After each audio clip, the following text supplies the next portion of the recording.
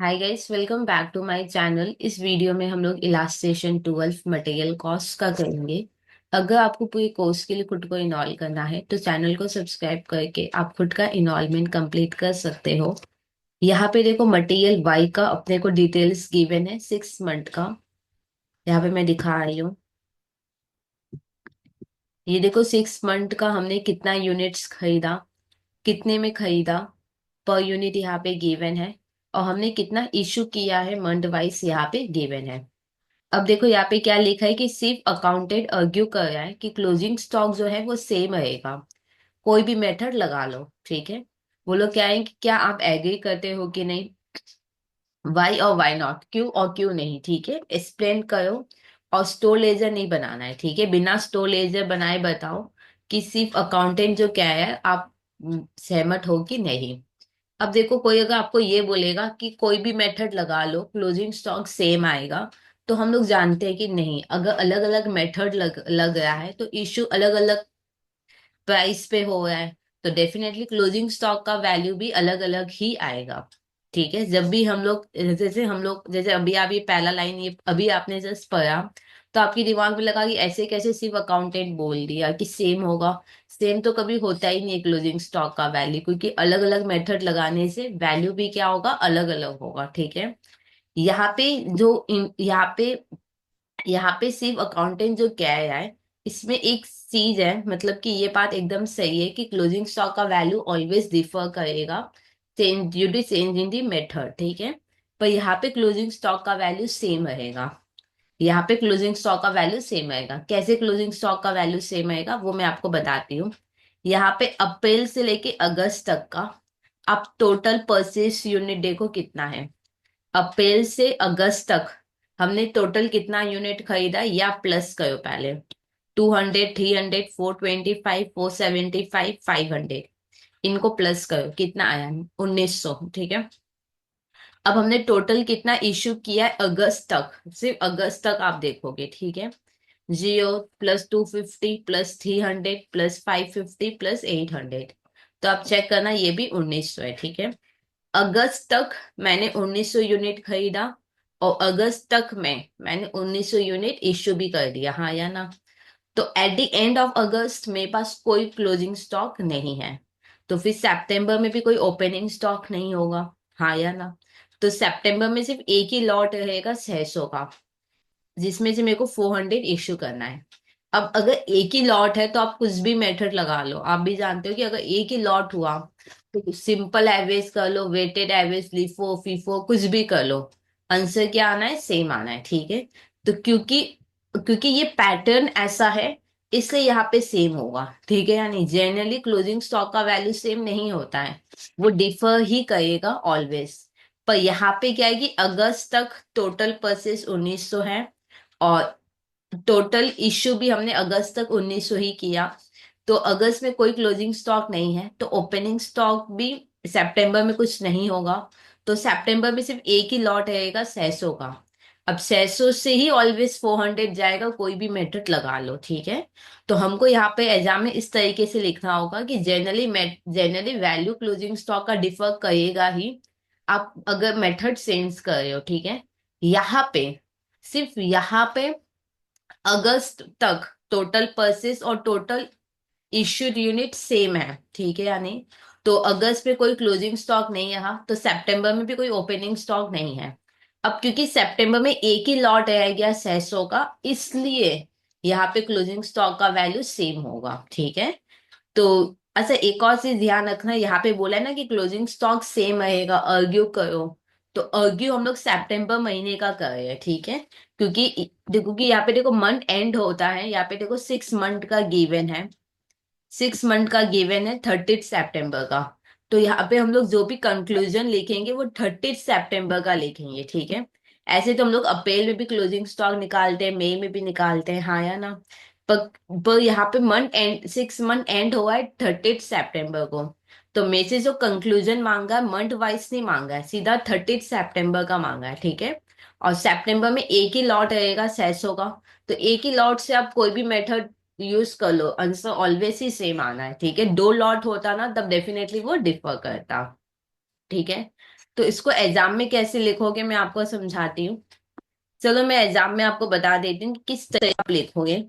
पहले तो हम लोग ये लिखेंगे कि जनरली क्लोजिंग स्टॉक का वैल्यू डिफर करता है due to change in the method. ठीक है, पहले ये हम लोग लिखेंगे। यहाँ पे ए बोलकर लिखेंगे, generally generally the value of closing stock differs due to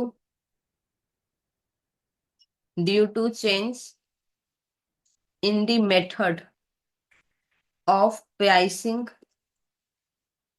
of material issue। ठीक है, अगर अलग अलग तरीके से मटेरियल इश्यू करोगे तो क्लोजिंग स्टॉक का वैल्यू डेफिनेटली चेंज करेगा। ठीक है, अब हम लोग यहाँ का लिखेंगे। यहाँ का क्या हुआ है, हेयर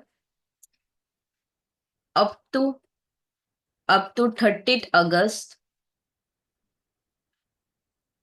2022। ये देखो 30 अगस्त क्या है, अप टू 30 अगस्त का लिखा है हम लोग। और ईयर यहाँ पे देखो क्या है, ये देखो सितंबर 22 तो अगस्त 22 होगा। अप टू 30 अगस्त, 30 अगस्त तक total purchase total purchase units, जितना मैंने परचेस किया है टोटल, कोइंसाइड मतलब मैच कराया है विथ टोटल इशूड यूनिट। एक बार मैं चेक करवाती हूँ मैंने क्या लिखा। मैं ये बोल रही हूँ कि अप टू 30 अगस्त, 30 अगस्त तक टोटल मैंने जितना यूनिट खरीदा वो कोइंसाइड करा है किससे, टोटल जितना यूनिट मैंने इश्यू किया है। ठीक है, डेट इज कितना आया था, अप टू अगस्त मैंने 1900 खरीदा और इश्यू भी मैंने कितना किया है, 1900। तो यहाँ पे लिख देंगे उन date is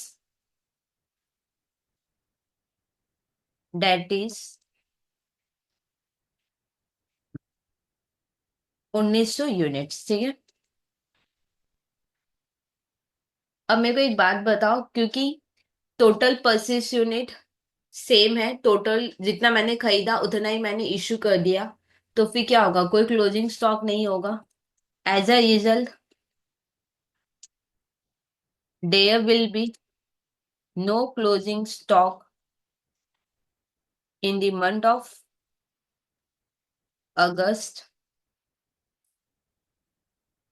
2022 and no opening stock in the month of September 2022। ठीक है, अगस्त में जितना मैंने खरीदना, टोटल अगस्त अप टू अगस्त तक मैंने जितना भी खरीदा उतना सारा का सारा इश्यू हो गया, तो अगस्त में कोई क्लोजिंग स्टॉक नहीं है। तो फिर सितंबर में भी कोई ओपनिंग स्टॉक नहीं है। तो सितंबर में सिर्फ एक ही लॉट रहेगा जो मैंने खरीदा था सितंबर में। ठीक है, अब ये लाइन इंपॉर्टेंट है, since there is only one lot, एक ही लॉट है। कौन सा लॉट है, that is purchase of 600 unit. एक ही लॉट है अभी, ओपनिंग स्टॉक नहीं है। अगर ओपनिंग स्टॉक होता तो दो लॉट हो जाता, एक ओपनिंग स्टॉक का और एक परचेस का। ठीक है, सितंबर में मान लो अगर ओपनिंग स्टॉक होता तो सितंबर में फिर कितना लॉट होता, दो। एक होता ओपनिंग स्टॉक सितंबर का और एक जो मैंने खरीदा वो। अब क्योंकि ओपनिंग स्टॉक नहीं है सब में, तो फिर एक ही लॉट सितंबर में है, तो वही मैंने लिखा, since there is only one lot that is 600 unit in the month of September,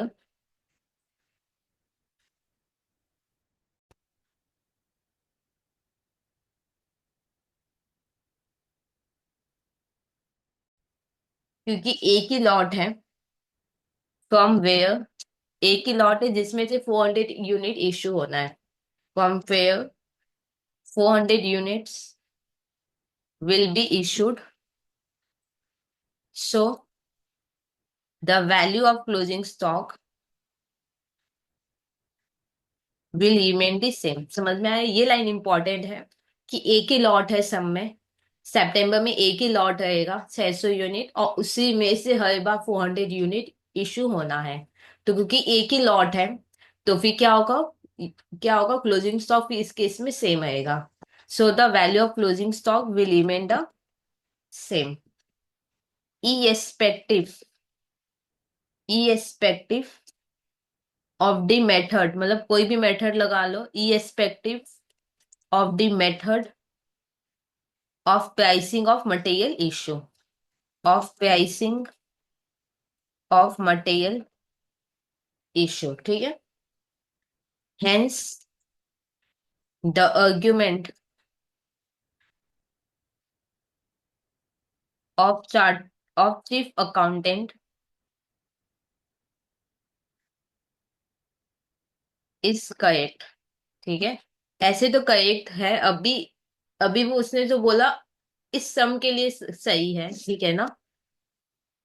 पर नॉर्मली डिफर करता है, ठीक है, इससे मैंने पहले लिख दिया कि नॉर्मली डिफर करेगा अगर आप मेथड चेंज करोगे। यहाँ पे एक ही लॉट है बोलकर जो भी इश्यू होगा वो 600 से ही होगा, इसलिए वैल्यू ऑफ क्लोजिंग स्टॉक क्या है, सेम है। तो इस सम के हिसाब से जो सिर्फ अकाउंटेंट ने आर्ग्यू किया है वो सही है, ठीक है, सिर्फ इस सम के हिसाब से। अब नंबर बी देखते हैं क्या बोला है।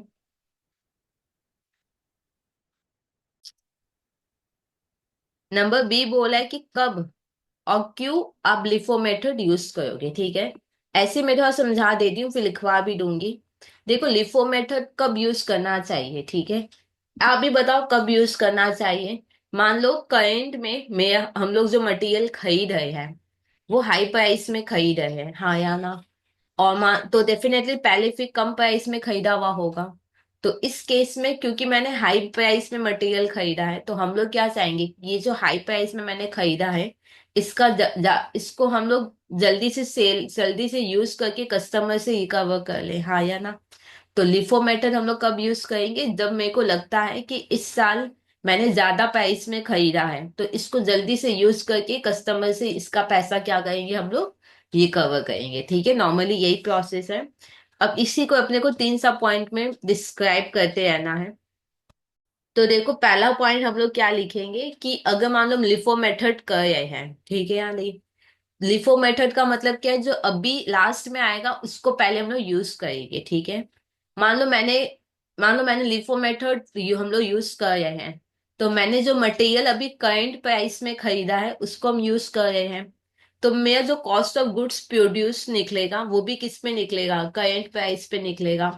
अब देखो, सेल्स हम करंट प्राइस पे करते हैं, और कॉस्ट ऑफ गुड्स प्रोड्यूस भी जो होगा, कॉस्ट ऑफ गुड्स प्रोड्यूस अगर करंट प्राइस पे है, तो कॉस्ट ऑफ गुड्स सोल्ड भी क्या होगा, करंट प्राइस पे होगा। तो दोनों क्या करेगा, मैच कर जाएगा। तो ये होगा मेरा पहला पॉइंट। क्या ये बात क्लियर? एक बार फिर सुनो। अगर हम लिफो मेथड फॉलो करते हैं तो क्या होगा, ये मेरे को यहाँ पे लिखना है। अगर हम लिफो मेथड यूज करें, मतलब क्या है कि मैंने जो मटेरियल खरीदा है करंट मार्केट प्राइस पे, उसी को हम पहले यूज कर रहे हैं, हाँ या ना। तो जो मेरा कॉस्ट ऑफ गुड्स प्रोड्यूस्ड और कॉस्ट ऑफ गुड्स सोल्ड होगा वो करंट प्राइस के हिसाब से होगा। और सेल्स भी क्या है, मेरा करंट प्राइस के हिसाब से है। तो दोनों क्या करे, मैच करे। तो ये मैचिंग कॉन्सेप्ट को सेटिस्फाई कर रहा है, ठीक है या नहीं। तो ये चीज हम लोग यहाँ पे लिखेंगे। तो पहला पॉइंट होगा, if material are issued under LIFO method, then the cost of goods produced will reflect the current market price.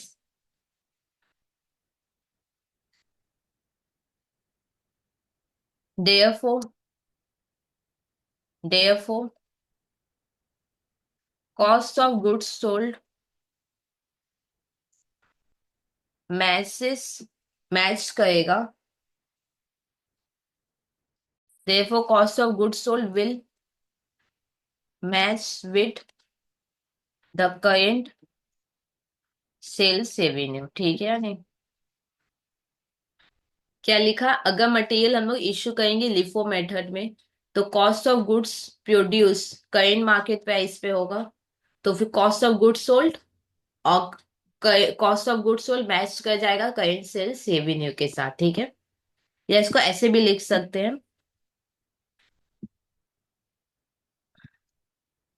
ये ऐसे लिखते हैं and cost of goods sold, ठीक है।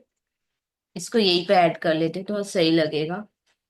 If material are issued under LIFO method, अगर हम लोग LIFO method में यूज करते हैं तो कॉस्ट ऑफ गुड्स प्रोड्यूस और कॉस्ट ऑफ गुड्स सोल्ड दोनों ही करेंट मार्केट प्राइस पे होगा। That that will match with the current sales revenue, ठीक है, ये पॉइंट सही है। अब सेकेंड पॉइंट क्या होगा, ध्यान से समझो। सेकेंड पॉइंट मेरे को जो लिखना है, अगर मान लो प्राइस इंक्रीज हो गया, लिफो में ऐसा तो है ना कि हर बार प्राइस इंक्रीज होता है।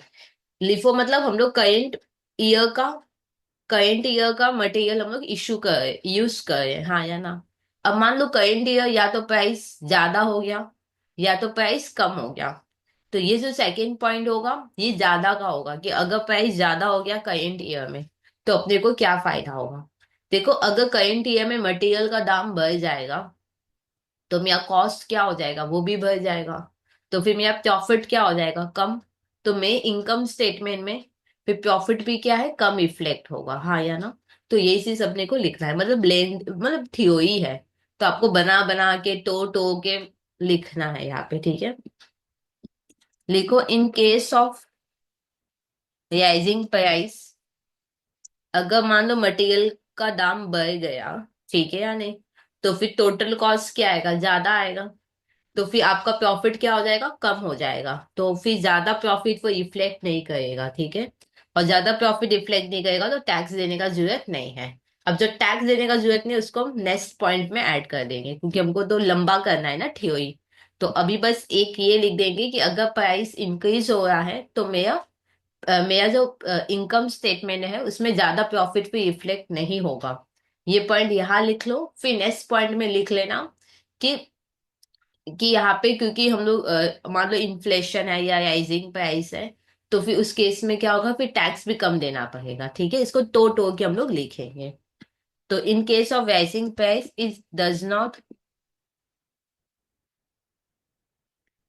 Reflect it does not reflect undue high profit in the income statement, ठीक है। अब नेक्स्ट पॉइंट में मेरे को लिखना है कि फिर टैक्स हम लोग अवॉइड कर सकते हैं, हाँ या ना, अननेसेसरी जो टैक्स है वो अवॉइड कर सकते हैं। पर इधर मत लिख लेना वरना समझ में आ जाएगा उनको कि आपने इसी को ही यहाँ पे वापस किया है, ठीक है। तो वो पॉइंट बाद में लिखेंगे, इसके ऑपोजिट वाला पॉइंट है वो लिख लेते हैं। वो क्या पॉइंट है, मान लो प्राइस यहाँ पे इंक्रीज हो गया, मान लो प्राइस क्या हो गया, कम हो गया, तो प्राइस कम हो जाएगा तो कॉस्ट भी कम आएगा, तो फिर इस केस में प्रॉफिट क्या हो जाएगा, इंक्रीज हो जाएगा, तो वही चीज यहाँ पे लिखना है। In case of falling price it reflects, मतलब उल्टा हो जाएगा पहले वाला, it reflects high profit in the income statement, ठीक है। अब वो जो नहीं था कि प्राइस ज्यादा दिखाएंगे तो फिर कॉस्ट ज्यादा हो जाएगा, अगर मान लो मटेरियल का दाम इस साल बढ़ गया है और हम लिफो यूज कर रहे हैं तो फिर कॉस्ट क्या हो जाएगा, बढ़ जाएगा, तो प्रॉफिट क्या हो जाएगा, कम। अगर प्रॉफिट कम हो जाएगा तो टैक्स भी क्या है, मेरे को कम देना पड़ेगा, ठीक है। तो यहाँ पे लिखो ड्यू टू, अब राइजिंग प्राइस तो मत लिखना, प्राइस राइज हुआ है मतलब इन्फ्लेशन, तो थोड़ा सा यहाँ पे चेंज करके लिखेंगे। Due to the period of inflation, LIFO क्या होगा, लिफो अपने को सही प्रॉफिट दिखाएगा। लिफो सही प्रॉफिट क्यों दिखाता है, क्योंकि इस साल जो खरीदा उसी को ही हम लोग अपने प्रोडक्शन में यूज कर रहे हैं और उसी को ही फिर इसी साल सेल भी कर रहे हैं, तो ये अपने को करेक्ट प्रॉफिट दिखाता है। मान लो कि फीफो में क्या होता है कि बहुत पहले का खरीदा हुआ है, उसको हम लोग यूज कर रहे हैं, तो वही, तो उसी का ही कॉस्ट में आएगा, तो वो मतलब कि सही प्रॉफिट नहीं दिखाएगा, ठीक है या नहीं। तो यहाँ पे हम लोग लिखेंगे कि लिफो में क्या होता है कि इसी साल का मटेरियल हम लोग यूज कर लेते हैं, और फिर क्या होगी इसी साल वो यूज भी हो जाता है। तो एक्चुअल जो प्रॉफिट होता है वो इसी साल का मतलब सही सही प्रॉफिट होता है, ठीक है।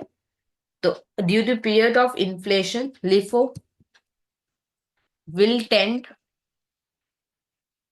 To show the correct profit. Correct profit ये दिखाता है, कैसे करेक्ट प्रॉफिट दिखाता है, इसी साल हमने खरीदा, इसी साल यूज किया, इसी साल फिर प्रोडक्ट को सेल किया और इतना पैसा मिला। तो ये हुआ करेंट, ये हुआ सही प्रॉफिट, ठीक है या नहीं। तो लिफो अपने को सही प्रॉफिट दिखाता है और अपने को हेल्प करता है, ठीक है। कैसे इसमें हेल्प करता है कि अननेसेसरी जो भी टैक्सेस वगैरह है, क्योंकि क्योंकि इन्फ्लेशन में क्या होता है, मटेरियल का कॉस्ट बढ़ गया, मटेरियल का कॉस्ट बढ़ गया तो प्रॉफिट क्या हो जाएगा मेरा, अल्टीमेटली कम। प्रॉफिट कम होगा तो फिर टैक्स भी क्या अपने को कम देना होगा। And helps to avoid undue taxes to some extent, ठीक है। कुछ हद तक हम लोग टैक्स को सेव कर सकते हैं, ठीक है। जनरली लोग यही करते हैं कि अगर इस साल प्राइस ज्यादा है, ठीक है या नहीं, तो वो लोग क्या करते हैं इसी साल का मटेरियल यूज कर लेते हैं, जिससे कि उनको उनका प्रॉफिट एक कम आ जाए और टैक्स कम देना पड़े। प्रॉफिट कम आ जाए और टैक्स कम देना पड़े, इसी चीज को हमने दो पॉइंट में डिवाइड करके लिख दिया, ठीक है। तो ये सम पूरा कंप्लीटली थ्योरेटिकल था। कंफ्यूजन होता है कि क्या लिखना है क्या नहीं लिखना है, तो मैंने पूरा फ्रेम करके बता दिया कि कैसे आप एग्जाम में लिखोगे। तो ये सम हुआ कंप्लीट। कोई डाउट है जाए कमेंट सेक्शन में लिख सकते हो, और अगर अभी तक आपने खुद को इन्वॉल्व नहीं किया तो प्लीज चैनल को सब्सक्राइब करके आप खुद का इन्वॉल्वमेंट कंप्लीट कर सकते हो।